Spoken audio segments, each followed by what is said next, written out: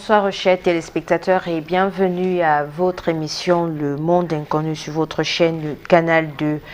Alors vous l'avez remarqué, depuis un certain temps nous travaillons sur la méditation et nous allons continuer dans ce sens encore ce soir, mais sûrement dans des angles différents.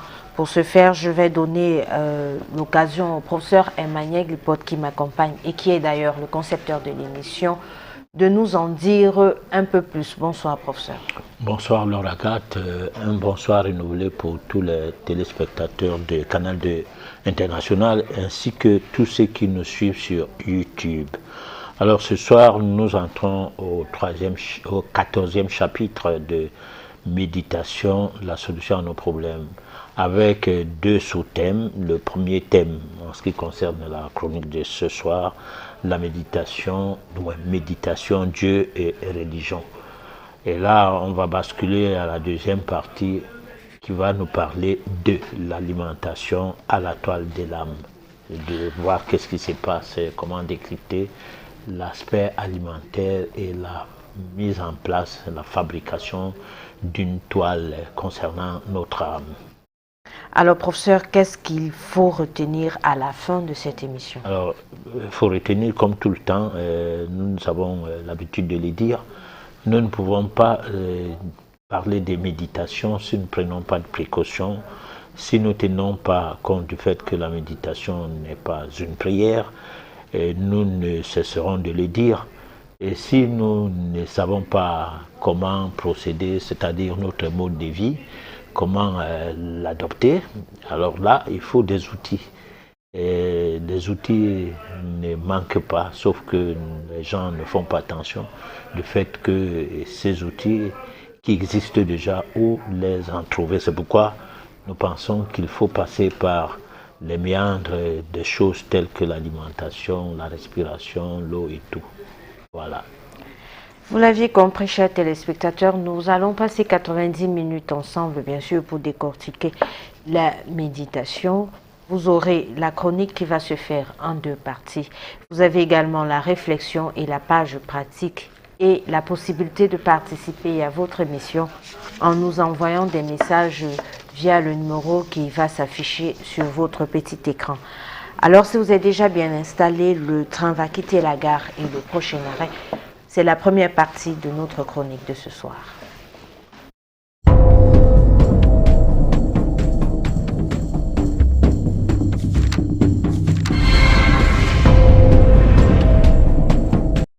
Méditation, la solution à nos problèmes, chapitre 14. Méditation, Dieu et religion. Cette édition nous conduit au carrefour de la rencontre entre la méditation et Dieu. Question de savoir la place de la méditation dans ces mouvements qui nous parlent souvent de Dieu. Car il semble que le milieu religieux s'intéresse uniquement à la pratique de la prière. C'est elle qui est connue de tous et parfois même codifiée, alors que la méditation y est quasiment inconnue. Certes, les mouvements religieux existent depuis des millénaires. En savoir plus nous ramène à une théorie qui se traduit quelque peu à des propositions comme étant essentiellement structurées. Ils établissent une séparation entre les données sacrées et profanes. Grâce aux recherches anthropologiques et autres, la question de religion est comme ce que nous constatons du totémisme, par exemple. Bien que n'étant pas une religion, il établit quand même une séparation entre le sacré et le profane, faisant office d'une religion sans divinité, puisqu'un totem ne saurait être un dieu. Mais dans les religions, Dieu se révèle-t-il alors à proprement parlant? Comment pouvons-nous parler de la religion sans penser à Dieu? La religion se conçoit comme une disposition présente dans l'ensemble de l'humanité, sauf qu'elle est susceptible d'erreur puisqu'elle prétend connaître Dieu sans que cela ne soit prouvable dans leur culte. Car, au demeurant, Dieu est un phénomène essentiellement énigmatique. Mais métaphysiquement parlant, Dieu prend ses origines dans l'abnégation même de la superstition, l'homme étant en quête de comment garantir sa protection au cours de son existence. L'histoire de la croyance naît donc de l'imaginaire de l'homme dans la création d'un mouvement religieux. Le bouddhisme, le brahmanisme, cela se passant dans le sous-continent indien avant l'apparition du bouddhisme avec Bouddha, du christianisme en mémoire de Jésus, de l'islam avec Allah faisant partie de la tradition arabe, etc. Mais ce que nous savons est que la religion, ses premières traces testées de panthéons et de cérémonies remontent au néolithique, il y a 10 000 ans. Les vestiges de statuettes, masques et gris-gris de cette époque renvoient à des pratiques polythéistes et animistes. Mais l'histoire de l'humanité en dit long malgré qu'elle soit cachée au sein de toute la mystique, que seuls les initiés en savent assez de choses. Ce n'est qu'à travers leurs travaux que les communs des mortels à terme bénéficient des manifestations qui leur parviennent et finissent de vivre des traces des faits et mystères de notre monde et ses rapports avec les mondes supérieurs. Lesquels mondes, sans la méditation, nous ne pouvons en établir le contact. Tous les mystères se sont archivés sous l'ombre des vibrations des sphères du Véti, opposées du néant qui, curieusement, ne pouvant donner naissance à quoi que ce soit, nous rappelle ce vieux dicton qui dit « le néant ne peut donner naissance à quelque chose ». Toute cette histoire controversante se traduit par les stigmates de l'espérance dont le fond trouve sa finalité dans ce qui a été baptisé religion. De nos jours, beaucoup d'entre nous semblent de ne plus se poser la question de qui est Dieu, car vraisemblablement, ils se disent qu'ils savent tout de lui déjà. Et sans faute, ils sont convaincus que l'on le trouve en Allah ou en Jésus, Fils de Dieu et Dieu en même temps. Pourtant, sans risque de nous tromper, au stade actuel de la connaissance en matière divine, Dieu demeure un mystère, car c'est le côté de la science occulte le plus complexe qui puisse exister. Le fait irréfutable émanant de lui est qu'on le trouve dans l'irréel et que c'est de l'irréel que naît le réel. C'est lui qui régit la vie et ou l'univers. C'est aussi lui qui est la nature et ses lois. Il n'est point facile de savoir assez de choses sur la question de Dieu. Étant donné que Dieu c'est la vie et la vie c'est Dieu, il est en nous, il nous revient de dire qu'il est grand temps de réaliser que notre évolution spirituelle dépend de nous uniquement. Raison de plus, il est recommandé de travailler à fond pour profiter de la manifestation de Dieu dans nos vies, au travers de laquelle ce qu'il nous dit à lui, que cela devienne tangible. De quoi retenir que seule la méditation reste l'instrument qui nous permet de maîtriser le lien entre le cordon d'argent et le foyer de vie qui existe en nous, notre être intérieur. Alors, professeur, aujourd'hui, on a un élément nouveau qui fait son entrée dans cette série d'éditions de méditation, le terme Dieu. Alors, qui c'est? Ou alors, je ne sais pas. Oui, mais Dieu, pour les chrétiens, c'est une divinité à qui on doit adresser des supplications, on doit flatter, on doit s'agenouiller devant cet aspect imaginaire des choses pour pouvoir bénéficier des atouts de la grâce que cette divinité a accordée à ceux-là qui essayent de le flatter, supplier, prier, crier, faire tout ce qu'il faut pour que leur vie soit meilleure. Alors là, c'est le Créateur. Alors du point de vue métaphysique, Dieu n'est pas un créateur, parce qu'au risque de demander qui l'a créé. Si on sait déjà l'existence de quelqu'un dans ce genre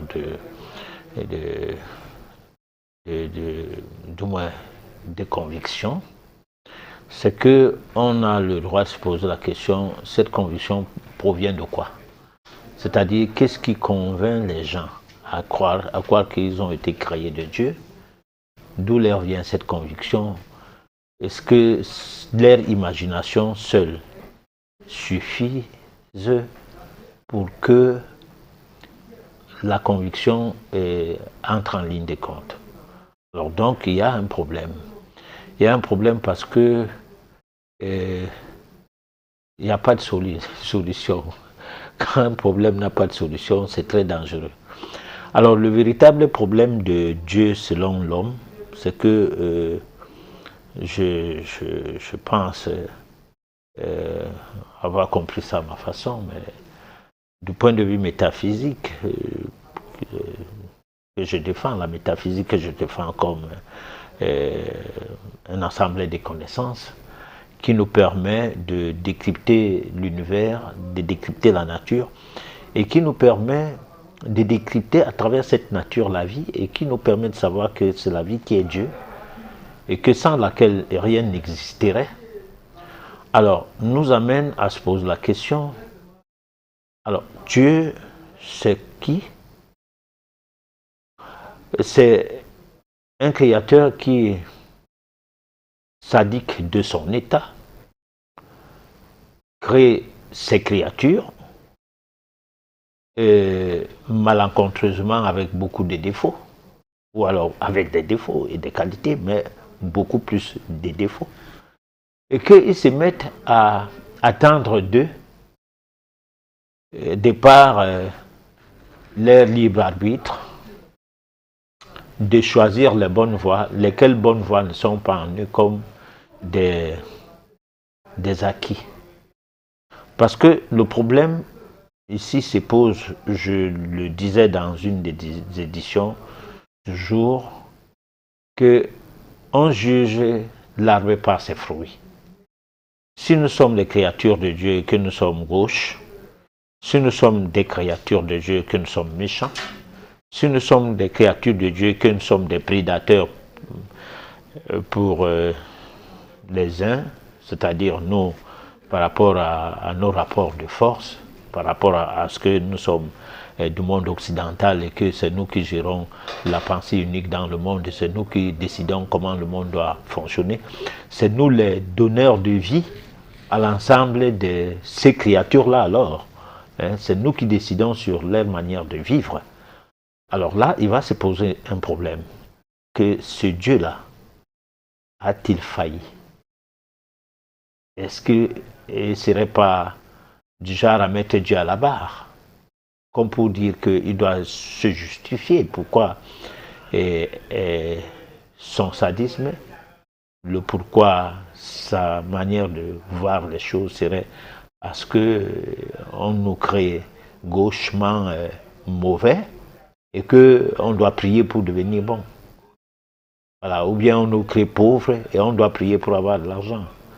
Et d'aucuns qui sont peut-être, qui ont beaucoup d'argent, vraisemblablement, parce qu'il n'y a pas quelqu'un qui a beaucoup d'argent quand même, mais par rapport à d'autres, il y en a qui en ont. C'est pas toujours des bons gens, ou bien ceux qui savent trop prier. Voilà à peu près la méditation, Dieu et religion, et la religion, ça nous fait un peu réfléchir. Ce thème, le thème de ce soir, ça fait un peu réfléchir pour se poser la question. C'est quoi la méditation, c'est quoi Dieu, c'est quoi la religion? Je crois que c'est ce que je vais essayer de répondre à la suite de tes questions. Je ne sais pas si déjà je ne suis pas hors sujet. Voilà. Alors pour ce, moi, j'aurais plutôt voulu savoir, là vous nous avez présenté Dieu selon les religions que nous avons. Maintenant, Dieu dans la méditation, qu'est-ce qu'il est? Alors Dieu dans la méditation n'existe pas comme si la méditation avait un rapport avec Dieu. Au risque que la méditation soit comme la prière qui a un rapport avec Dieu, parce que le Dieu de la prière, c'est le Dieu caricaturé, qui ressemble à un être humain qui écoute les supplications de ses fidèles et qui qui agit souvent, parce qu'il y en a qui disent que c'est grâce à ses prières qu'il a eu de l'argent, qu'il a eu l'emploi, qu'il a eu le mari, hein, que ses affaires marchent. À côté des autres qui prient tous les jours, rien ne marche et on les taxe de peu de foi, comme n'ayant pas assez de foi. Alors donc, ça, c'est pas le même Dieu dans le cas de la méditation. Alors, la méditation, c'est un instrument qu'on utilise. C'est un véhicule qui sert à ce que on puisse cheminer sur une voie qu'on appelle la spiritualité. Grâce à ça, c'est-à-dire qu'on se met dans cet instrument et on prend la route. Cette route, on va l'appeler spiritualité. Et où nous conduit cette route? Pourquoi emprunter cette route? Nous empruntons cette route parce que nous voulons redécouvrir qui nous sommes. Connais-toi toi-même afin de connaître Dieu. Tu ne peux pas ne pas te connaître, ne pas connaître qui tu es. Tu ne peux pas asseoir l'absolu de la connaissance de l'être intérieur, mais tu vas prier Dieu. Non, parce que Dieu est en nous, en vie, et la vie en Dieu. Alors, maintenant, si nous vivons grâce à Dieu, ça veut dire que Dieu s'est émietté en nous. Et son évolution en nous n'est possible que si nous utilisons des instruments comme la méditation. Et cet instrument nous conduit donc, nous permet d'emprunter le chemin de la spiritualité. Pourquoi? Parce que nous sommes des dieux. Donc nous sommes des divins. Mais sauf que nous ne les savons pas. Ou sauf que même en les sachant, puisque moi qui en parle, je suis supposé ne pas parler des choses que je ne sais pas. Mais est-ce que je suis devenu directement divin? Est-ce que le Dieu en moi se manifeste déjà de manière à ce qu'on dise que je n'ai plus besoin de méditation, je n'ai plus besoin de cet instrument pour emprunter le chemin de la spiritualité afin que le Dieu en moi se manifeste, donc afin que je devienne divin. Parce que lorsqu'on devient divin, au point à devenir hiérophant, on devient immortel. Alors, combien de personnes, manifestement, sont censées savoir cela? Et faisant partie de ceux qui croient au en Dieu là. C'est un peu compliqué, voilà. Alors, professeur, tout à l'heure, vous aviez fait allusion au fait que il faut, à un moment donné, travailler pour pouvoir révéler le Dieu qui est en soi. Alors, de quel travail s'agit-il exactement? Justement, c'est pour cette raison que on essaie de baliser le chemin, ou bien alors on essaie de baliser, c'est un mot peut-être qui n'a pas sa place, mais construire l'instrument. C'est cet instrument qu'on baptise, on a baptisé méditation. Il faut construire cet instrument. Parce que c'est cet instrument-là qui permet de mieux, du moins, utiliser la spiritualité. Ou alors de mieux fonctionner dans la spiritualité. Cet instrument qu'est la méditation, on le dira toujours autant que possible. C'est un instrument qui passe par le respect des lois de la nature. Le respect des lois de la nature étant un préalable qui voudrait que nous ayons une vie conséquente. Alors, une vie conséquente passe donc par un certain nombre d'a priori. Du point de vue alimentaire, voilà un élément. Dans l'alimentation, nous avons parlé de l'aliment céleste. Nous avons parlé de l'aliment neutre, l'aliment céleste qui est l'aliment positif, l'aliment neutre qui est l'eau, et l'aliment négatif qui est les nutriments. Les trois aliments doivent être minutieusement étudiés du point de vue diététique, c'est-à-dire du point de vue besoin de l'organisme par rapport à comment l'organisme souhaiterait être nourri. Lorsque nous parlons de l'organisme ici, nous parlons de l'assemblage des millénaires, des millions, des milliers de cellules. Alors, on doit tenir compte de cet univers interne pour bâtir l'univers externe. On ne peut pas partir directement de l'univers externe pour l'univers interne, c'est-à-dire prier Dieu comme pour dire il est au ciel, on lève les mains au ciel. Bon, après, on s'agenouille, on ferme les yeux ou on tape la tête à même le sol et tout ça parce que on est en train de faire des actes de dévotion ou quoi, c'est pas moi. On doit commencer à chercher Dieu au-dedans de soi. Alors, avec cela, on peut parler de mode de vie. Avec un bon mode de vie, notre être intérieur se transforme. Les défauts deviennent les qualités. On a une vie pleine de vertus. Parce que ne mangeant plus n'importe quoi, ne buvant pas n'importe quoi, sachant respirer, prenant en compte la consommation de l'eau comme un aliment, derrière ça, essayant d'abandonner la vie sédentaire, donc en se mettant un peu dans la vie primitive, parce que les histoires comme courir, faire du sport, et tout, sauter et tout, on le voit dans l'hyperactivité des enfants.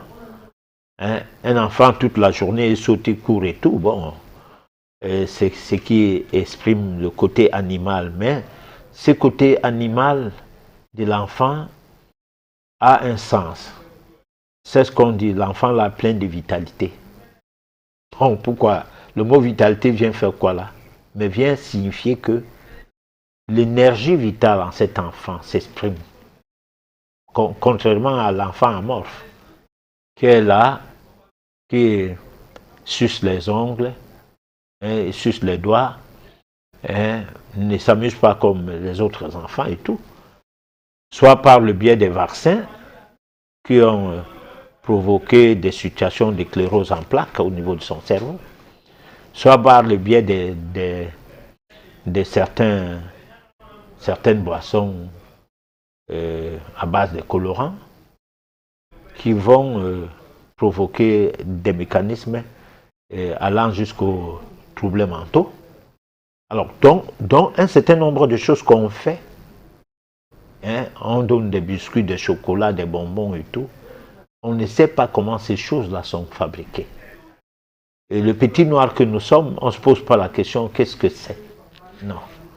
Alors donc, on prépare l'enfant à une vie qui l'éloigne complètement de la spiritualité, dès le bas âge. Et là, c'est un embrasement mondial, en quelque sorte. Voilà. Alors, mais professeur, après avoir peut-être changé son mode de vie, adopté une alimentation saine dans le vrai sens du terme, c'est-à-dire qu'on fait attention à ce qu'on mange. Pas qu'on a trop lavé. Voilà. Alors, après avoir donc fait tout ça, est-ce que la transformation va se faire d'elle-même ou alors il n'y aurait pas d'autres choses pour aller à la rencontre de son Dieu?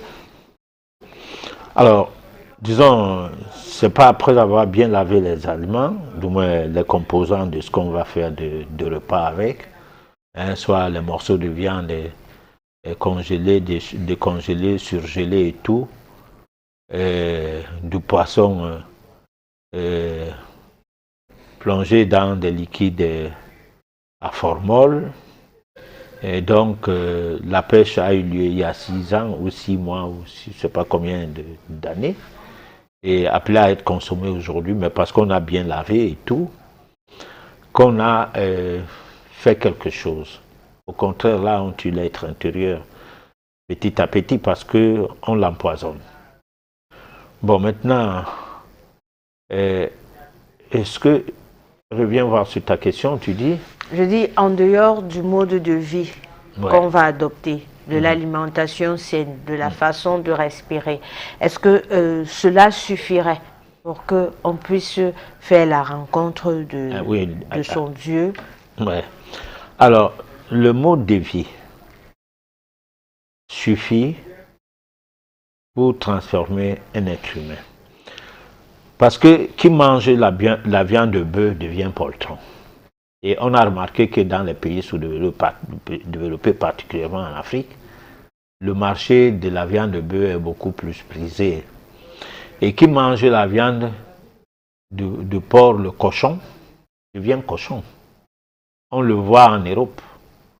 Bon, les cochonneries qui sont telles que ce que nous avons vécu là, les pandémies d'ici et de ça.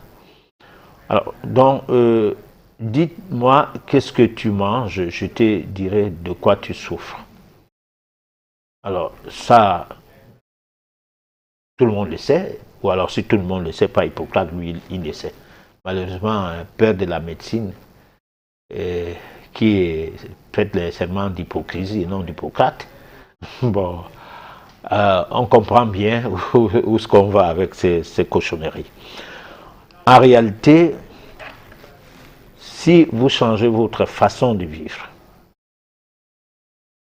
si vous étiez arrogant, l'arrogance chute. Si vous changez de manger certaines choses, si vous buvez beaucoup d'eau, si vous prenez beaucoup de fruits, si vous ne prenez pas de fruits, à qui mieux, parce qu'il y a dans le monde végétal des amis et des ennemis.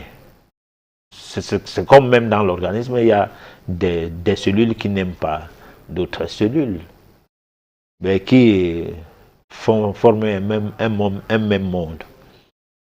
Alors donc, la réalité derrière tout cela pourrait d'abord mettre les bases d'une vie. Ce n'est pas une vie de la ruse, hein? Ce n'est pas une vie d'idiotie, mais c'est une vie de sagesse. Alors la vie de sagesse allie dans le même temps la réflexion et le raisonnement. Le raisonnement va finir par conduire la personne qui se met dans ce registre à la raison. La raison permettra à ce que la vérité soit découverte par soi-même. Et c'est en découvrant la vérité qu'on devient quelqu'un d'affranchi. Donc, c'est des étapes. C'est des étapes qu'on ne peut pas brûler. Sauf que certaines personnes sont déjà nées porteurs de fruits de la réflexion, du raisonnement, et aboutissent rapidement à la raison d'être des choses par rapport à d'autres. Parce que c'est là où on parlait de vieilles âmes. Les âmes qui sont là avant les autres. Il y a les jeunes âmes et les vieilles âmes. Les vieilles âmes sont des personnes qui ont fait déjà la roue du zodiaque plusieurs fois. C'est-à-dire de bélier à poisson, bélier, taureau, gémeaux, lion, ainsi de suite, une fois, deux fois, trois fois. Donc, on a appris les leçons de cette roue du zodiaque à plusieurs reprises, et ce qui fait que vous êtes tous les deux du même signe, mais vous n'agissez pas toujours de la même manière. Il y a des points, disons, convergents et divergents, du fait qu'on peut dire ma folie est moins que la tienne. Bon. Alors donc, si les gens se comportent déjà bien, cela peut être soit ils le sont comme ça dès la naissance, soit ils ont appris à mieux se comporter. Alors, si tu apprends à bien te comporter, ce n'est pas parce que tu as été formaté dans le moule de l'arrogance impérialiste, de l'exploitation de l'homme par l'homme, mais parce que tu as été formé par des personnes qui se comportent aussi bien que possible. C'est-à-dire, si tu as un père qui te fascine, tu vois son comportement, un grand frère, un oncle, à qui, de par son comportement, tu es tout le temps à côté de lui, tu sais, ça c'est ton mentor. Mais pour du vrai, il n'est pas là pour te dire de bien parler la langue française. Parce que quand les Blancs viennent en Afrique, ils nous apprennent la corruption. Aujourd'hui, nous sommes des corrompus. La corruption prend tous les sens. Côté point de vue financier, point de vue spirituel, dans tous les sens, nous sommes corrompus. Alors, mais ils nous accusent que nous sommes des corrompus. Sauf qu'ils oublient que nous n'appliquons que les leçons. La preuve, nous parlons bien leur langue, en quelque sorte. Donc, on a appris à bien parler la langue, à bien faire les choses comme eux, à manger comme eux, à faire comme eux. Donc, ils sont nos mentors, le modèle, c'est eux, c'est nos dieux. Alors, après, on va te dire, non, lui, il ne fait pas comme ça. Mais non, mais attends. Mais quelqu'un peut t'apprendre quelque chose, tu fais mieux que lui. Si nous sommes corrompus, mieux que, je m'en douterais, mais c'est normal. Voilà. Donc, on ne peut pas ne pas avoir mis des bases sur sa vie spirituelle, du moins sur sa vie de tous les jours. Toutefois, ces bases la permettent d'aller dans les vertus, dans la morale, dans la crainte de, bon, je ne dis pas de Dieu, mais dans la crainte de mal faire les choses. Et n'est pas trouver pour finalité le changement qu'il faut pour son élévation. Voilà. Alors pour ça, à quel moment cela va se manifester en nous? Peut-être, tout à l'heure, vous aviez dit que si vous êtes arrogant, cela peut partir. Si vous êtes colérique, cela peut partir. Mais on a le thème central de ces dernières éditions, c'est méditation, la solution à nos problèmes. Au niveau des religions, on dit on va prier. Et puis il y en a qui vous disent j'ai prié. Voilà le résultat. Maintenant, au niveau de la méditation, j'ai médité, ça donne quoi? Médité. J'ai rencontré. Qu'est-ce que ça donne? Bon, alors, même au niveau de la méditation, les gens vont te dire qu'il a rencontré son maître intérieur. Il a médité. Parce que n'oublions pas une chose, il y a des acquis qui font partie de ce qu'on appelle l'inné. C'est-à-dire, on est avec des choses, on est avec des dons, on est avec des atouts, on a sa vocation qui est toutefois mise en pratique. Si on s'applique à ça, tout marche bien. Donc, on n'a pas toujours besoin de trop faire d'efforts lorsque on est une vieille âme. On fait des efforts lorsqu'on est une jeune âme. C'est comme une personne qui fait la cile pour la première fois. Mais si une personne de Koumain 2, on le ramenait au syllabaire, la cile, je crois qu'il n'aura pas beaucoup de peine. Alors, comme il y a des vies successives, c'est-à-dire il y a la réincarnation, au cours d'une vie, comme nous sommes là maintenant, toi qui es avec moi à cette émission, tu as des prédispositions qui te permettent de poser certaines questions que le commun des mortels, dans le cadre journalistique, ne poserait pas. On prendrait certains journalistes qui seraient appelés à conduire une émission pareille. Alors, il y aura quelques écarts, soit de langage. On a vu dans d'autres chaînes où parfois le modérateur avait de la peine à se contenir lui-même, chassant les gens du plateau en leur demandant que s'ils ne se taisaient pas, C'est-à-dire, s'ils ne disent pas ce que lui, il attend écouter, qu'ils vont quitter le plateau. Et il y a d'aucuns, quand vous êtes invité à un plateau, vous ne parlez pas ce qu'il aimerait que vous parlez, il ne vous invite plus jamais. Alors, nous pensons que, métaphysiquement parlant, si on n'a pas de prédispositions naturelles, si on n'a que des lectures au cours d'une vie donnée, lesquelles lectures vous fascinent, hein, la personne qui va lire des documents de Nostradamus, ou bien c'est pas des papyrus, et de tous ces auteurs qui ont mis en exergue la science occulte, hein, Lobsam Rampa, alors c'est tout de l'aura, mais c'est ça en aspect livresque. Il ne le sait pas comme quelque chose qui est récent. Il le sait parce qu'il croit à ses lectures. Et lorsqu'il lit un livre, que la personne dise quoi, comme à partir de l'école classique, l'école impérialiste, on a appris à lire des choses, à croire à ces choses-là, telles qu'on les lit, à l'exemple de la Bible et tout. Alors donc, on va se mettre dans la posture où, si on ne parlait pas comme Lobsang Rampa, c'est qu'on n'explique pas bien la chose. Donc, moi je pense donc que nous sommes prédisposés à faire l'émission telle qu'on l'a fait là. Peut-être c'est pas la meilleure manière de la faire.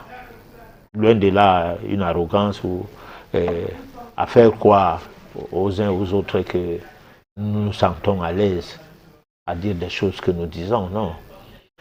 Nous essayons de tout faire pour que ce que nous disons soit utile, pas seulement à ceux qui nous écoutent, mais à nous-mêmes. Parce que parfois la meilleure manière d'apprendre, c'est enseigner. Et en voulant enseigner, on apprend. Et souvent, on apprend de ses erreurs en réécoutant les émissions. On peut constater que telle chose n'a pas été bien dite. Et puis, on fait des efforts pour que prochainement, on ne dit plus les mêmes bêtises. Alors, professeur, vous parlez également de faire le lien à travers la méditation, bien sûr, de faire le lien, mais surtout de maîtriser ce lien entre le cordon d'argent et le foyer de vie qui existe en nous.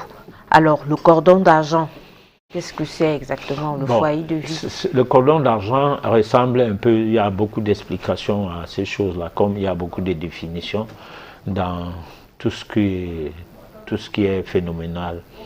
Alors, lorsque on parlait de cordon d'argent, ça ressemble à quelque chose comme le cordon ombilical, c'est-à-dire ce qui lie la mère à l'enfant. Vous remarquez que quand l'enfant naît, on coupe ce cordon-là. Mais ce cordon-là n'est pas rompu du tout.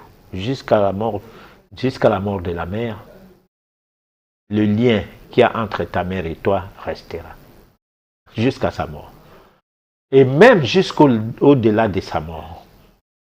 C'est-à-dire, c'est comme une personne qui a perdu un membre, son pied, cœur sur béquille. Mais à un moment donné, la personne ne ressent plus l'absence de ses membres, même quand il ne peut pas avoir un faux pied, donc une prothèse. Hein? Il a l'impression qu'il avait son pied. Il peut se mettre à marcher sur un pied et courir. Pas qu'il a l'impression, il ressent son pied. Parce que le double de son pied n'est pas parti. C'est la partie extérieure de son pied, c'est-à-dire ce que tout le monde voyait qui est parti, mais le subtil de cela est resté. Donc c'est ces liens-là qui fait état d'un pont entre nous et l'absolu. L'absolu étant quelque peu ce qu'on peut dire l'être extérieur que les autres peuvent appeler Dieu. Alors cet être extérieur peut ne pas être un être, quelqu'un comme nous, parce que nous ne sommes pas à l'image de Dieu, c'est faux. C'est nous qui avons créé Dieu à notre image, inversement, quoi. Parce que c'est nous qui imaginons Dieu, Dieu ne nous imagine pas. Alors, l'entité finale, qui est le foyer de vie, c'est à cela que nous sommes liés, par cette énergie qu'on appelle souvent le cordon d'argent. Un champ énergétique, voilà. Donc, on va proposer la deuxième partie de la chronique qui traite de l'alimentation et de l'alimentation à la toile de l'âme. Donc, en fait, on fait un tour au niveau de l'alimentation. On revient juste après pour la suite de notre émission. La mystique de l'alimentation et la spiritualité. De l'alimentation à la toile de l'âme. Disons que le thème de cette édition porte sur l'alimentation. Il s'agit d'un choix atypique de translation essentielle pour relever les dessous mystiques de l'alimentation. Dans tout cela, le plus important serait son rôle métaphysico-sanitaire dont notre vie de tous les jours en dépend. Nous ne sommes pas de la FAO, Organisation des Nations Unies pour l'alimentation et l'agriculture, un mouvement chargé d'assurer la sécurité alimentaire dans le monde. Étant donné que tout est en constante mutation, en simple interlocuteur, nous, du domaine métaphysique, tenons à décrypter la face cachée de l'alimentation, son côté spirituel. Dans le cadre métaphysique, nous avons le devoir de situer la question de l'alimentation sur un autre piédestal parce que nous devons relativiser le problème sur le fait que l'homme n'est pas que physique, mais est doté d'un ensemble de corps en un, physique, astral et mental. D'ailleurs, nous avons vu ceci au cours de nos éditions antérieures lorsque nous parlions de la mystique de la science face à la connaissance, évoquant ainsi la création de la cathédrale de l'âme en nous. Reprécisons que nous ne sommes pas des êtres au singulier. C'est pour cela que notre dimension psychique et spirituelle nous met en relation avec d'autres mondes, minéral, végétal et animal. Des mondes qui font partie de notre patrimoine du passé, présent l'essentiel de notre parcours de l'état embryonnaire à l'état où nous sommes à présent. Eh bien, l'héritage d'un tel parcours ne saurait être décrit le plus amplement possible par la science classique sans l'aide de la science occulte qui tient à sa base les dons antiques de nos origines. Il n'existe pas d'évolution spirituelle sans la construction de la toile de l'âme. Mais construire une telle toile, les choses passent par l'adoption d'un mode de vie sain comme un choix qui tient compte de l'art de satisfaire les besoins de l'être intérieur et non les désirs de ses différents corps.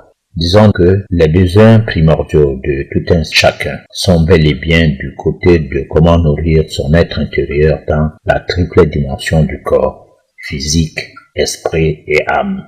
Un exceptionnel choix d'aliments qui se doit être adéquat par rapport à chacune de ces dimensions. Ici, nous ne faisons pas allusion aux recettes culinaires, mais à l'art d'opérer un choix spirituel des aliments qu'il nous faut.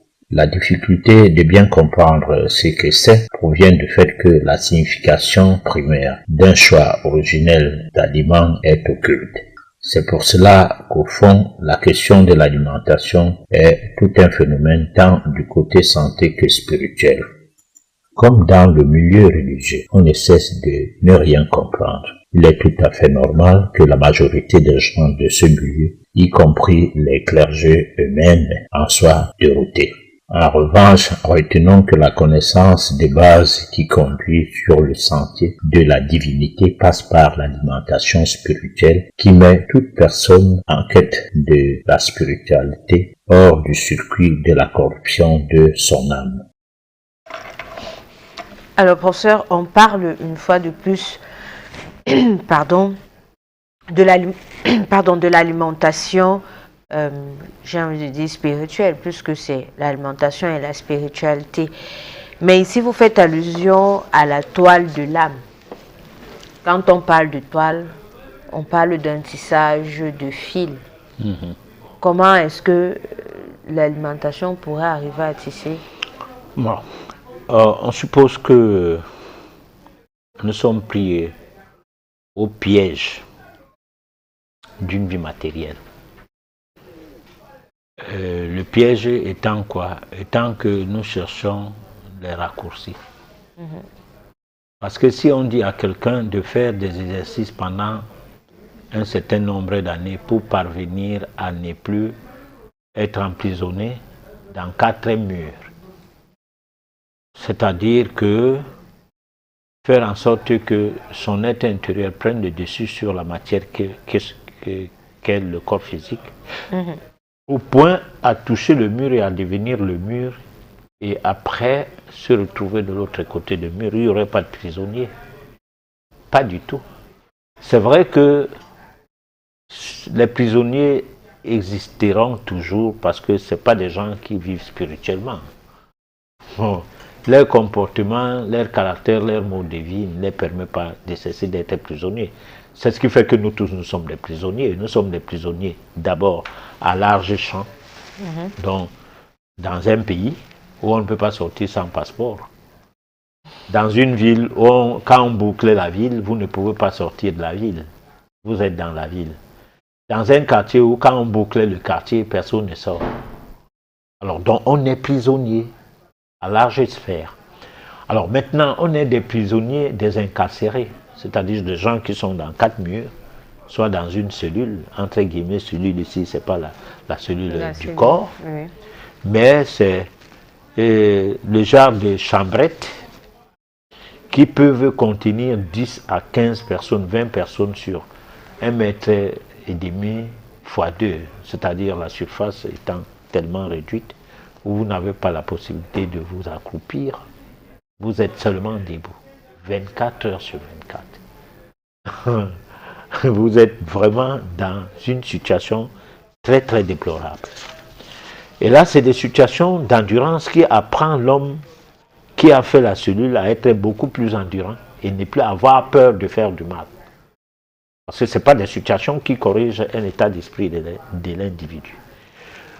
Plutôt, ça raffermit, comme on dit souvent, quand quelqu'un a fait la prison, non seulement il n'a plus peur de la prison, mais il devient irrécupérable. Voilà.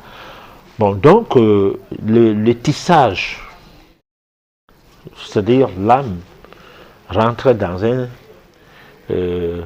tissage qui se ramifie et qui prend de la dimension, de façon à ce que comme ce tissage se solidifie, la personne devient captivante. C'est-à-dire que, à la limite, devient un modèle. Voilà. Donc, mais professeur, comment est-ce que... Parce que tout à l'heure, dans la première partie de la chronique, vous nous aviez expliqué qu'en adoptant un mode de vie assez sain, et une bonne alimentation qui n'a rien à voir, quand on parle d'alimentation saine, ça n'a rien à voir avec ce qu'on a l'habitude d'entendre. Comment est-ce que cela pourrait arriver à faire de vous, à faire de vous quelqu'un d'exemplaire, quelqu'un d'irréprochable, tout en sachant que nous sommes faits de qualité et de défauts? Oui, alors... Les défauts, ça s'apprend pas. Les défauts ne s'apprennent pas. Les défauts, on est avec. Les qualités, on les apprend. C'est pour ça qu'il y a des guides. Le guide ici étant le père, qui rappelle l'enfant, alors on ne fait pas ça. C'est vrai que des fois l'enfant fait ce qui est juste, mais parce que le père est tordu d'esprit, pense que ce que l'enfant fait n'est pas juste. Mais c'est pas ça, c'est pas de ça qu'il est question pour expliquer ce que je veux expliquer là. C'est-à-dire qu'on a besoin des parents comme guide, on a besoin des aînés comme guide, on a besoin des instructeurs comme guide, on a besoin des initiés comme guide. On a même besoin des clergés, pourquoi pas comme guide. L'être humain a besoin des devanciers, les gens qui sont passés avant et qui ont laissé des traces. On a cité souvent Victor Hugo, qui était très méchant contre l'homme noir, mais qui était très gentil pour l'homme blanc. Victor Hugo n'aimait pas les noirs, mais il était le défenseur des pauvres et des déprimés en Europe. Il a bataillé toute sa vie pour que on ne maltraite pas les gens, mais sauf les noirs. Voilà, parce que les propos qu'il avait à l'égard de l'Afrique étaient incendiaires. Bon, donc on voit comment, jusqu'où on est guide, mais on ne l'est pas pour du vrai. Parce que pour du vrai, c'est qu'on est guide spirituellement parlant ou métaphysiquement parlant.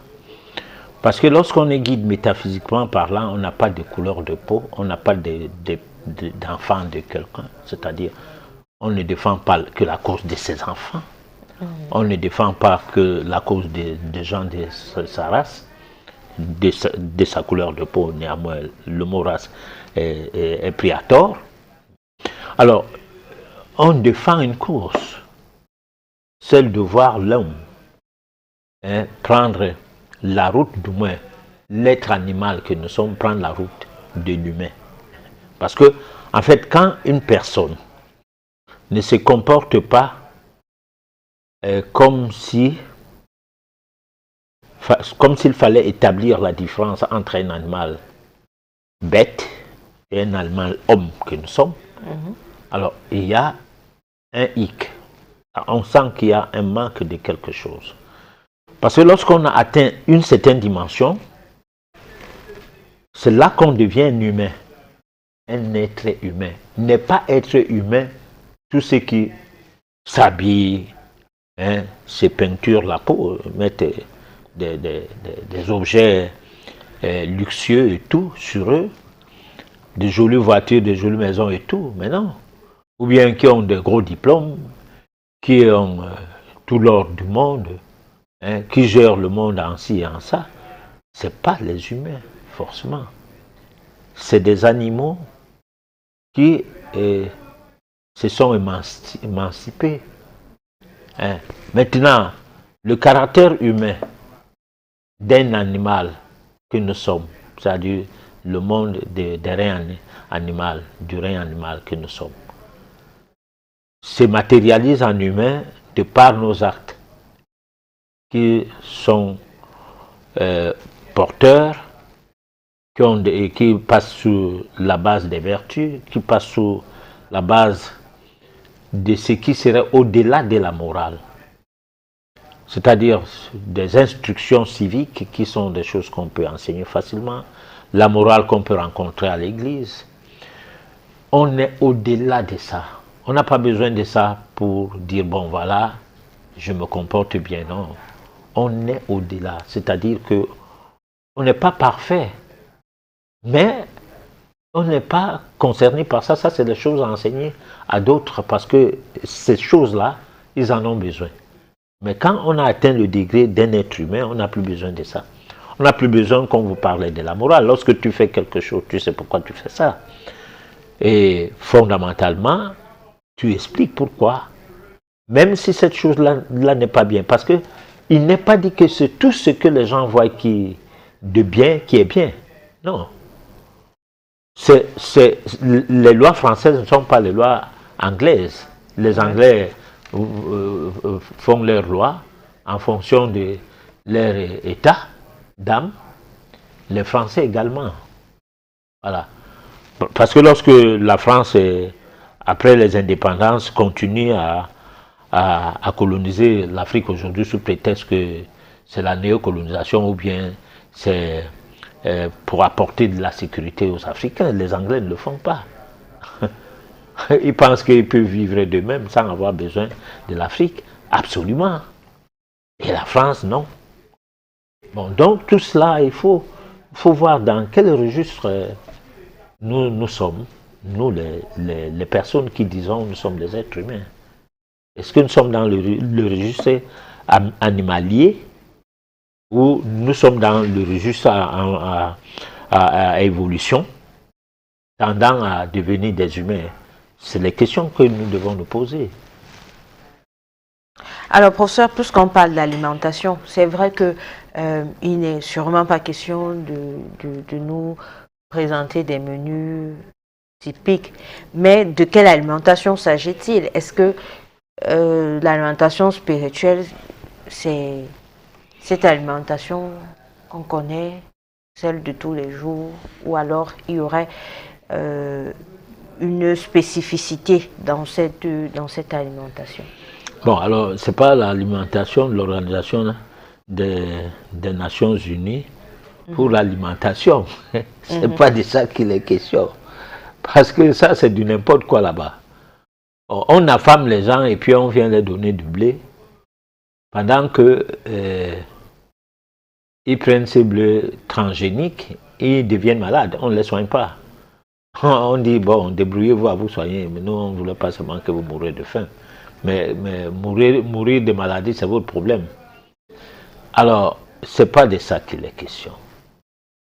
L'alimentation, on peut rester sans manger des substances alimentaires telles que les nutriments et s'alimenter.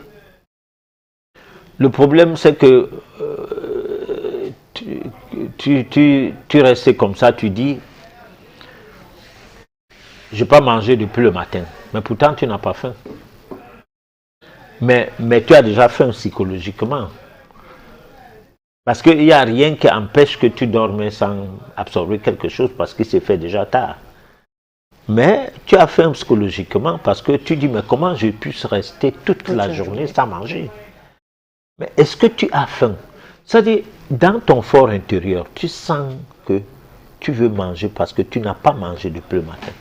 Mais il n'y a rien qui t'oblige de manger.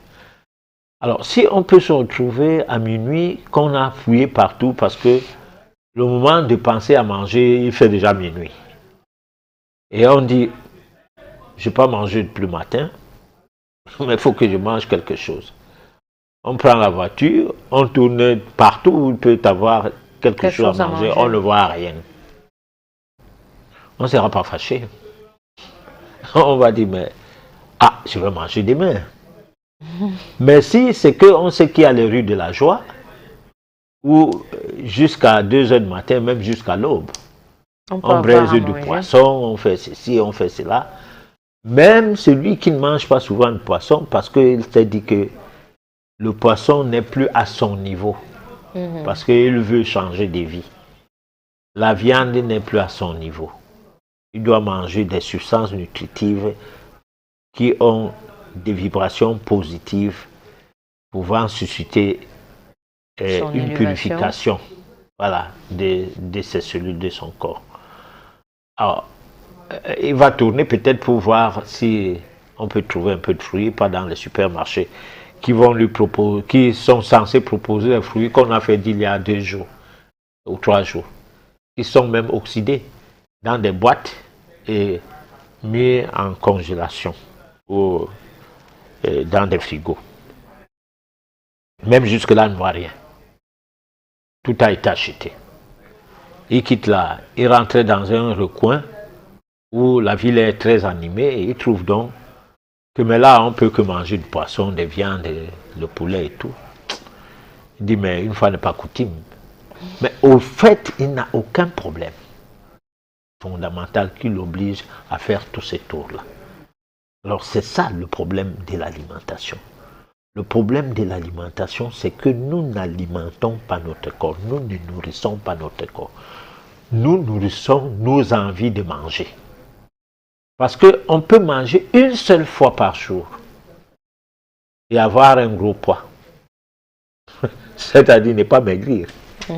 C'est-à-dire où on est déjà quelqu'un qui bagarre avec son poids, à un taux de masse corporelle pas acceptable, parce qu'on commence à se rendre compte que maintenant, je connais déjà assez de choses, mais pourquoi entretenir une masse corporelle comme ça? Et on se met dans l'obligation de manger une fois par jour. Alors, on aura tout le poids. ça sera étonnant, ça sera fatigant, ça va même au finish faire en sorte qu'on se décourage. Qu'on dise, mais attends, tous les efforts que je fais, mon poids ne baisse pas, c'est même quoi. Bon, mais c'est parce que peut-être on ne comprend pas que la nouvelle adoption de passer un repas par jour demande 5 ans pour commencer à perdre le poids, ou demande 10 ans. Parce que en médecine alternative, en médecine naturelle, une maladie de 3 ans demande 3 mois, naturellement et normalement. Pour quelqu'un qui n'a jamais pris de médicaments pour cette maladie, il lui faut 3 mois pour guérir cette maladie, en prenant seulement en compte l'hygiène de vie et en buvant certaines plantes qui sont en rapport avec ce qu'on s'alimente. Parce que si vous prenez les pommes c'est pas moi quoi, les pommes de terre, vous pouvez en faire un médicament pour votre estomac. En prenant les petites pommes, en les écrasant avec la peau après les avoir lavées. Et en prenant de cette purée, de cette purée-là, qu'on va essayer d'extirper un peu l'amidon qui y est pour rester avec les substances même. Sans toutefois faire un filtrage à l'excès. Alors, on va se retrouver avec un produit très adéquat pour réguler le fonctionnement de son estomac. Alors, on va faire la même chose avec l'oignon, qui va réguler le fonctionnement du pancréas. Et on va faire la même chose avec l'ail, qui va réguler le fonctionnement du système sanguin, donc le vaisseau sanguin. Mais là, il faut bien comprendre la chose et bien travailler avec, associant cela à l'alimentation des mêmes choses.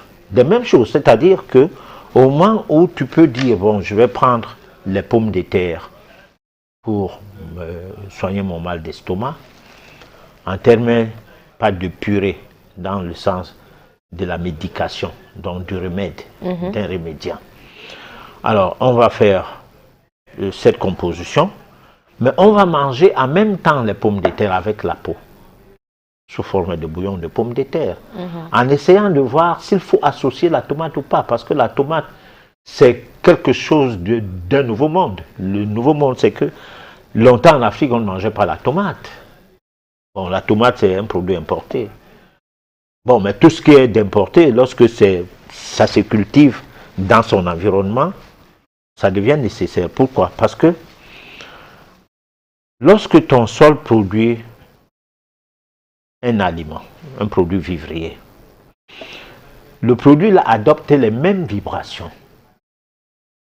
C'est le cas de les dire. Si vous aviez une plantation de cacao que vous aviez entretenue pendant des années, chaque tige de cacao vous reconnaît. Parce que c'est vous qui traitez ces cabosses, et vous prenez soin des branches qui sont en train de mourir, vous les coupez avant, comme ça rebusque l'arbre. Alors, vous devenez les amis de ces arbres-là. À la longue, si vous n'êtes plus là,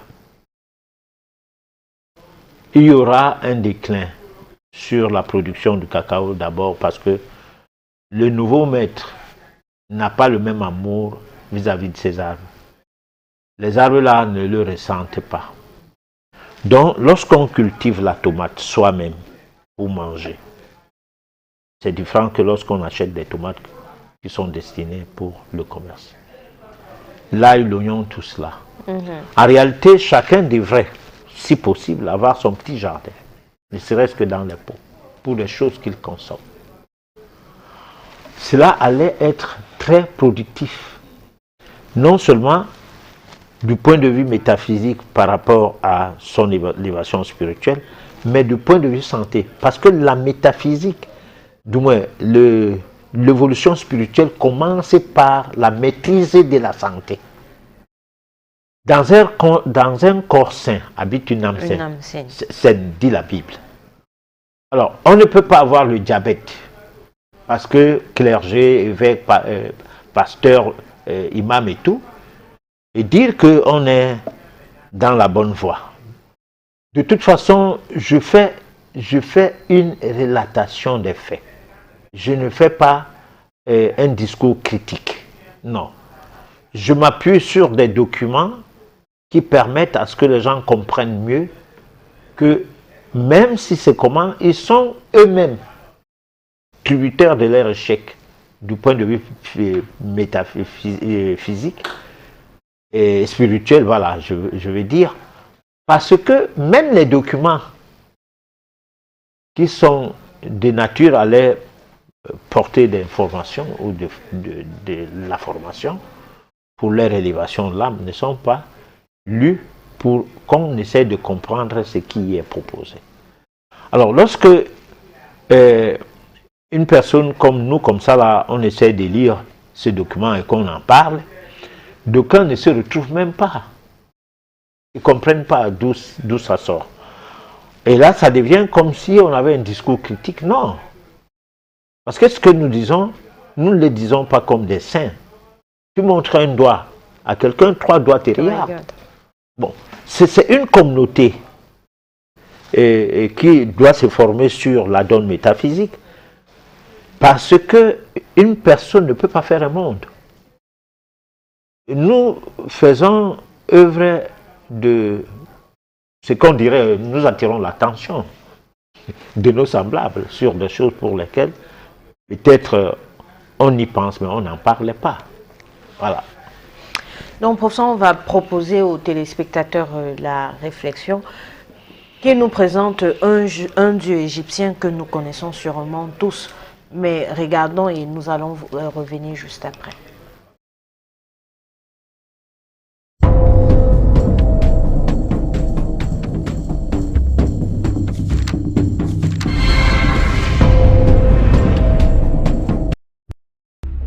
Ce n'est pas un hasard. Il s'agit bien du plan de temple d'Amon-Ré à Luxor, répliqué avec fidélité au Louvre et dans les jardins des Tuileries en plein cœur de Paris. Pourquoi la civilisation égyptienne a-t-elle disparu? Ils n'ont pas disparu, mais une partie migrera en Inde dans un climat plus doux. Ceux qui sont restés sur place ont préservé le secret de leur savoir, mais leur pacifisme leur a été fatal. Ils n'avaient pas développé d'armée puissante. Tous ceux qui visitaient l'Égypte repartaient éblouis par le pays des Lumières. Au fil des siècles, le savoir d'Imhotep et des Égyptiens s'échappera et se propagera à travers le monde entier. Leur savoir ne sera pas perdu. Il sera partagé, parfois pris de force par les Perses, les Grecs, les Philistins, les Romains, le monde entier. Il sera transmis de génération en génération. Pendant presque 3000 ans, Imhotep a été vénéré comme un dieu. Des pèlerins venaient chaque année de tous les coins du monde jusqu'en l'an 350, date à laquelle Constantin décida de convertir tout l'Empire au christianisme. À partir de cette époque, les temples dédiés à Imhotep le prophète seront détruits et les prêtres massacrés. Les croyances païennes et égyptiennes ancestrales seront toutes effacées. Imhotep sera remplacé par Jésus-Christ et il tombera dans l'oubli. Le traité d'Imhotep sera remplacé par le serment d'Hippocrate. Les Afro-Égyptiens étaient vus comme des dieux pour les peuples qui les rencontraient. Nous réalisons maintenant qui sont ces extraterrestres et ces dieux. C'étaient les premiers scientifiques de l'humanité, les pères de la chimie, de la physique, des mathématiques et de la géométrie. Les Égyptiens ont fondé la civilisation moderne. Le Nil était doublement sacré. Il offrait de la nourriture, mais pas seulement. Le Nil leur a donné ce qu'il y a de plus précieux au monde, le temps. Du temps, 4 mois par an pour réfléchir et observer. Du temps pour faire de la science. Qu'est-ce que la science? Quelle est la définition de la science même? La science est expérimentale, vérifiable et visible. Des milliers de livres écrits, proposant chacun une hypothèse pour écarter les Égyptiens et mettre à la place une civilisation extraterrestre, Atlante, astronautes disparus ou des esclaves, c'est de la fiction, de la fantaisie et non pas de la science. Il n'y a aucune preuve pour affirmer l'existence des extraterrestres. Sans jouer avec les mots et avec la sémantique, sans faire de philosophie, le fait de ne pas avoir de preuves scientifiques est déjà une preuve. Depuis des milliers d'années, nous sommes seuls sur la Terre et nous le resterons pour longtemps encore, seuls face à nous-mêmes. Ces théoriciens de l'ignorance et de l'obscurantisme appartiennent désormais aux poubelles de l'histoire. Les poubelles de l'histoire sont là, pour entreposer ces livres et ces théories. Il ne faut surtout pas les faire disparaître afin que l'humanité puisse se faire sa propre opinion. Croire que le développement et l'intelligence humaine soient venus d'ailleurs, c'est beau, c'est romantique. Nous n'avons pas envie d'être seuls dans l'univers, mais ce n'est pas la vérité. Un mythe disparaît, et plus précisément celui d'une civilisation inconnue. La vérité, c'est que cette civilisation, mystérieuse et grandement développée, est l'Égypte. S'il y a une vérité obscurcie, c'est que cette Égypte est nègre. Ils découvriront l'énergie solaire. Sans l'énergie solaire, il n'y aurait pas eu de pyramide. Les Afro-Égyptiens ont découvert que la Terre était ronde. Et ils ont été les premiers à l'avoir parcourue et explorée de long en large. À chaque fois qu'une civilisation a été mise en contact avec l'Égypte, des temples ont surgi et elle a été propulsée en avant. Un mythe est né, celui de la pierre taillée. L'humanité s'est construite avec du béton et non pas avec de la pierre taillée. L'histoire antique de l'Égypte, de l'Afrique, de l'Asie et de l'Amérique est à réécrire entièrement. Avant les sculptures de Michel-Ange, il y avait la perfection égyptienne. Vous avez dit le sourire mystérieux de la Joconde? Regardez plutôt le sourire énigmatique de Ramsès II. Vous cherchez les Atlantes? Les voici. Ils sont en Égypte. Avec les tandems chimie et physique, maths et géométrie, l'Égypte nègre a permis de bâtir des temples, des rues, des maisons, des stades, bref, de quoi construire l'humanité. Ils ont posé les piliers de la science, le premier alphabet et son art, la philosophie, la médecine, les religions. Ils sont à l'origine des cultures du monde. Ils ont créé les cultures du monde. C'est cela le plus grand mystère de l'humanité. Là où ils mettaient les pieds pour se reposer, ils bâtissaient un temple et plus tard une ville était née. Posons la bonne question. Devait-on en finir avec le mystère des pyramides entretenues par certains égyptologues? L'Égypte a une tâche importante, celle de préserver le berceau de l'humanité. Il est du devoir de tous les pays de l'aider, car si vous n'avez pas de passé, vous n'aurez pas de futur. Imhotep a été le plus grand scientifique de l'humanité. Et les nègres d'Afrique ont donné leur savoir, la chimie, l'architecture, la géométrie, les mathématiques à tous les autres peuples. Et en retour, qu'a-t-elle reçu en récompense? Des siècles d'esclavage, de souffrance, la misère, les massacres, et ça n'en finit pas. Le pillage et l'insulte envers l'Afrique continuent. Et si enfin on mettait tout en commun? Il est temps que l'humanité grandisse.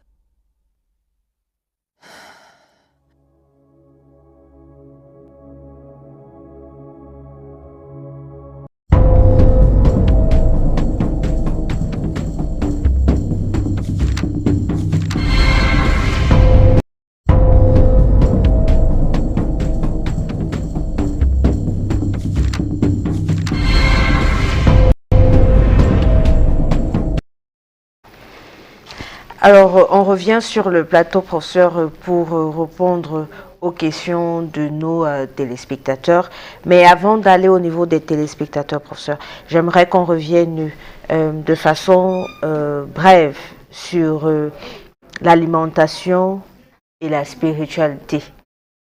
Alors, vous avez dit que il ne pourrait pas avoir d'évolution spirituelle sans la construction de la toile de l'âme. Donc, si cela voudrait dire qu'il faut d'abord apprendre à manger pour pouvoir construire sa toile, son âme, et puis après évoluer ou alors rencontrer le Dieu qui se cache en chacun de nous. Bon, disons, si on peut prendre la toile de l'âme comme le nid d'un oiseau. L'âme étant signés sous forme de cathédrale de l'âme, parce qu'il y a la cathédrale de l'âme, il y a la toile étant comme le nid, qui protège l'âme, et l'âme étant comme le petit oiseau qui serait dans une certaine forme de cage qu'on appellerait donc la cathédrale. On est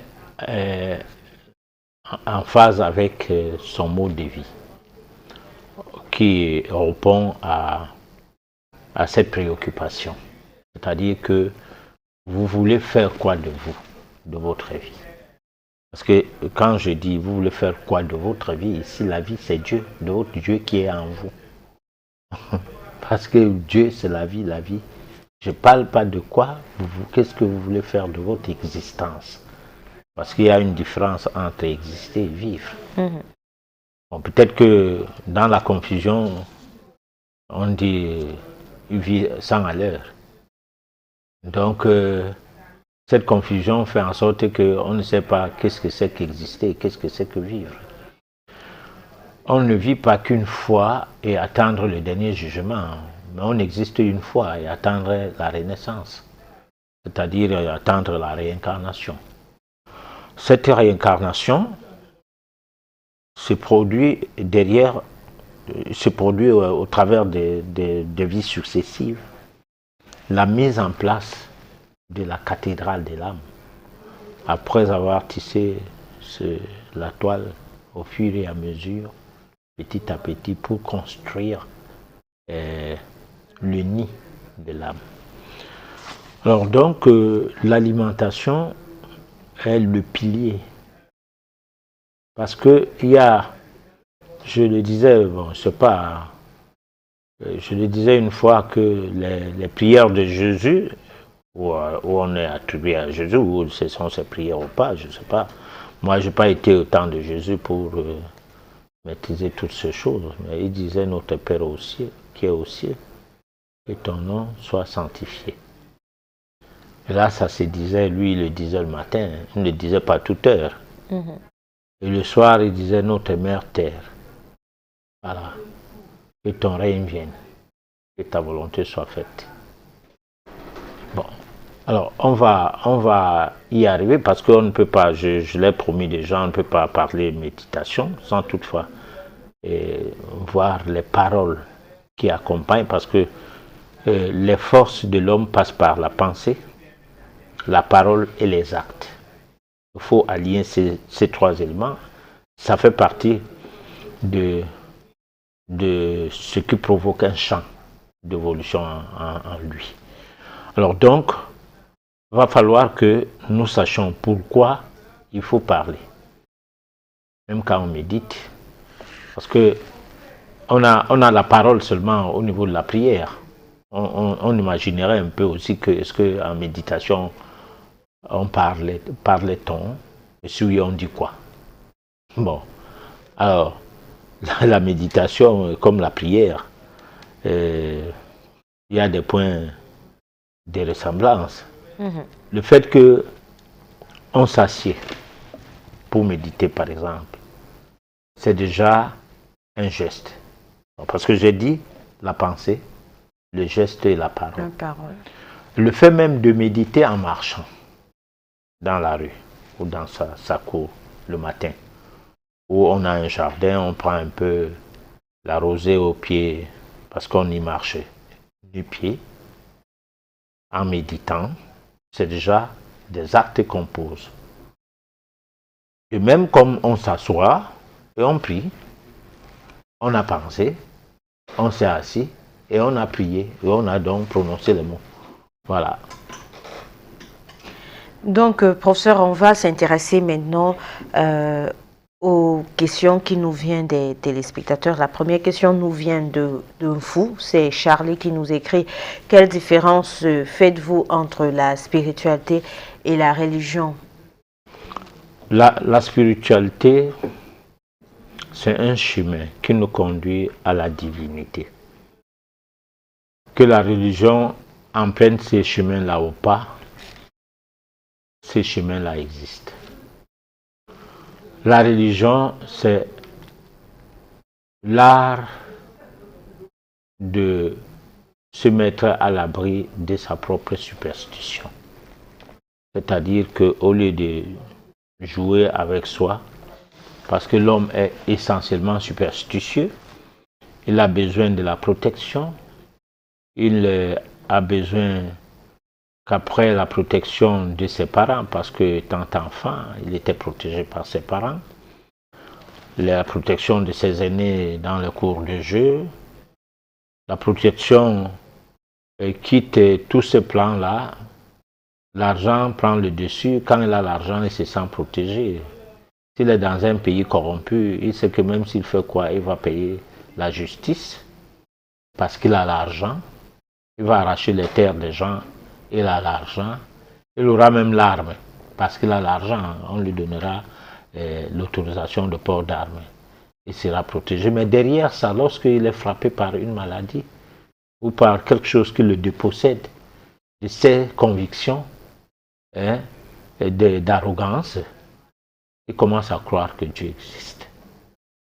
C'est-à-dire qu'il a perdu son emploi, il a perdu son argent, une situation s'est passée dans sa santé, il va maintenant à l'église des réveils pour prier. Parce qu'ayant prié avec les églises conventionnelles, traditionnelles, habituelles, ça n'a pas donné. Il peut aller lire domicile dans ces églises.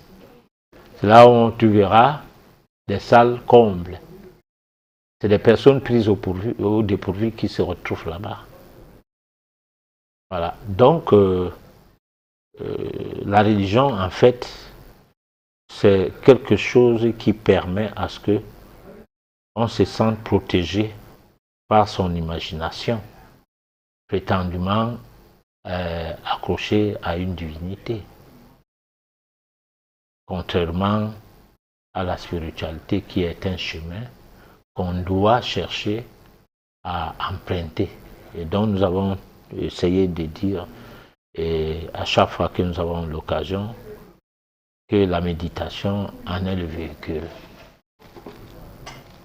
Alors, professeur, est-il possible de faire un mois sans manger, c'est-à-dire sans prendre des nutriments? Je crois que c'est ce que le téléspectateur voudrait dire. Oui, mais si on dit que Jésus avait fait 40 jours, Boamasso avait fait 27. Moi, je lui rendais visite. Je ne l'avais pas vu manger, peut-être manger la nuit quand je partais. Au point où le feu Toumi s'est déporté pour le supplier que pardon, gare mange. Ne meurs pas pour une affaire qui ne va pas changer. Le Cameroun ne va pas changer parce que tu veux que la politique de ton pays change et tu restes sans manger. Donc, il y a des possibilités de manger, de rester. Moi, j'ai fait dans tous les records du monde que j'ai battu, j'ai fait 7 jours sans manger. Et je n'en suis pas mort. Bon, peut-être que je pourrais faire plus. Je n'avais pas arrêté de continuer à 8 ou 9, 10 jours parce que je sentais la mort venir. Mais parce qu'avant de commencer un jeûne sec, où on peut boire à la limite un verre d'eau, il faut se donner le nombre de jours. Ce n'est pas une histoire que tu dis 2 jours, tu fais 1 jour. Non. Ou bien tu dis 7 jours, tu fais 8 jours. Donc tu dis 7 jours, tu fais 7 jours, 3 jours, tu fais 3 jours. Bon, donc, on peut faire tout un mois sans manger, il n'y a pas de problème. Il y a en Asie les gens qui font 90 jours sans manger, ils ne meurent pas. Voilà. Roger et Bogo voudraient savoir si ce que nous consommons influence nos vies, nos chances. Oui. Il y a des nourritures que si tu les manges, on te licencie. Si tu les manges tout le temps, tu as beau avoir un bon poste de travail, on te paye 400 000 francs de salaire parce que tu travailles peut-être chez les opérateurs téléphoniques qui payent trop cher parce qu'ils escroquent aussi bien fort. Bon, alors, résultat, si tu te retrouves en train de manger certaines choses et à boire certaines choses, tu diminues tes vibrations, tu commences à émettre des vibrations négatives, tu es tout le temps reproché même pour un travail bien fait. C'est après qu'on dit, mais on reproche même quoi à ces messieurs, ce travail est bien fait. Mais ça se parle par derrière, tu n'es pas là quand ça se parle. Et fin de compte, ça devient ras de bol pour toi, tu vas réagir et puis on va te mettre à la porte. Alors c'est comme ça, donc, le fait de se laisser aller, moi je ne parle pas de choix. Ou alors je dirais, parce que les gens disent la vie est un choix. Parce qu'il faut relever ça. La vie n'est pas un choix. Tu n'as pas choisi ton nom. Tu n'as pas choisi de naître Bamleke, Bassa et tout. Tu n'as pas choisi d'être noir. Tu n'as rien choisi. La vie t'a doté de quelques aspects, quelques phénomènes qui concourent à la mission à accomplir durant cette existence. Alors maintenant, tu dois te poser la question, je suis comme ça, comme je suis là, pour atteindre quel but, quel est l'objet, hein, ou bien le but à atteindre, qui a bien voulu que je sois noir, qui a voulu que je sois Bassa, Bamleke, Ondo, français, machin et tout. Il faut se poser cette question, que de dire la vie est un choix. Et puis tu te mets dans l'alcoolisme, et tu penses que peut-être c'est là le choix, ou bien tu deviens chrétien, tu penses que c'est ça le choix, ou tu deviens, c'est pas musulman, non. Si tu es musulman par le biais de tes parents, pose-toi la question qu'ils ont choisi d'être musulmans. S'ils ont choisi d'être musulmans, les grands-pères étaient musulmans. Bon, ou bien chrétiens et tout. Il faut donc comprendre pourquoi tu fais des choses. Le pourquoi des choses est d'abord l'aspect conséquent qu'il faut pour pouvoir commencer une vie. Pas une existence. L'existence, tu l'as commencé sans rien se poser comme question. Tu existes à partir de tes parents qui te donnent un nom. D'abord un petit sobriquet à l'intérieur de la maison, que seuls les plus proches savent comment ça se passe. Ton vrai nom est caché derrière ton identité scolaire lorsque tu commences à aller à l'école et que tu veux présenter un examen. Moi, jusque, bon, comme j'ai fait la CIL quand même, le CEP, ce que j'ai su, comment je m'appelais, je ne connaissais pas mon nom. Voilà. Alors Samuel voudrait savoir si la spiritualité est accessible à tout le monde. De toute façon, si les yeux sont deux pour tout le monde, le nez a deux trous pour tout le monde, les oreilles ont deux trous pour tout le monde. Donc si on a deux oreilles, un nez avec deux narines, le visage, deux yeux, bon, ce n'est pas une question à poser. Parce que c'est poser ce genre de questions, c'est ça qui fait croire que entre l'homme, entre Dieu et nous, il y a d'intermédiaires. Non. Hein? Moi, j'ai pu un bus ce matin, nous avons eu une panne, et puis il y avait une branche qui rapportait les histoires de l'Afrique montée descendue. Je lui dis, l'Afrique est responsable de rien. Vous nous aviez enseigné des choses, on les applique très bien. Comme c'est de fausses choses que vous avez enseignées, on fait ça mieux que vous, ou alors autant que vous. Alors donc, c'est à nous maintenant de se poser la question, est-ce que ces gens-là, qu'on a toujours pris pour des maîtres, pour des seigneurs, hein, puisque un blanc à la croix, ça stigmatisait la tête. Moi, avant, quand je voyais le blanc, je voyais Dieu directement. Ben, c'est après que j'ai compris que maintenant, mais c'est des gens qui font caca, qui font pipi, qui sont malades, qui ont tous les problèmes du monde. Moi, quand j'étais tout petit, nous, on est nés à l'aube de l'indépendance, où les choses qui se passaient à nos yeux, avec une certaine couleur de peau, se passaient telles que on martelait la grandeur, c'est-à-dire les gens là marchaient sur nous. Alors donc, quand tu voyais le blanc, tu voyais Dieu. C'est même pour cette raison que tous ceux qui font dans l'église sont des hommes de Dieu. Même quand ils sont des malfaiteurs, ce sont des hommes de Dieu. Alors c'est resté comme ça parce qu'il fallait protéger ça. Voilà. Pour ça, nous sommes arrivés au terme de notre émission. Un dernier mot avant de la conclure. Alors, le dernier mot, c'est que Prenons nos vies en main. Ne comptons pas sur les autres. Ne comptons sur les autres que si nous tenons absolument à ce que nous les considérions comme les guides. Et puis, il faut savoir distinguer le bon guide et le mauvais guide. Voilà ce que je peux dire pour cette tranche d'antenne avec cette émission de ce soir, avant de continuer dans la lancée qui nous permettra de mieux méditer. Voilà. Alors, vous l'avez compris, vous êtes les seuls détenteurs de votre bonheur, de votre vie. C'est entre vos mains que tout est logé. C'est à vous de voir ce que vous allez faire de votre vie, bien sûr, pas de votre existence. Nous avons été ravis de vous savoir nombreux. Rassurez-vous, pour vous qui nous avez envoyé les messages, nous ferons le nécessaire pour que d'ici la fin de la semaine, vous puissiez avoir des réponses à vos questions. Et n'oubliez pas que vous avez la possibilité de réécouter votre émission sur YouTube d'ici la fin de la semaine ou alors tout au plus demain matin. Je vous donne rendez-vous mardi prochain à la même heure et sur la même chaîne. D'ici là, portez-vous bien.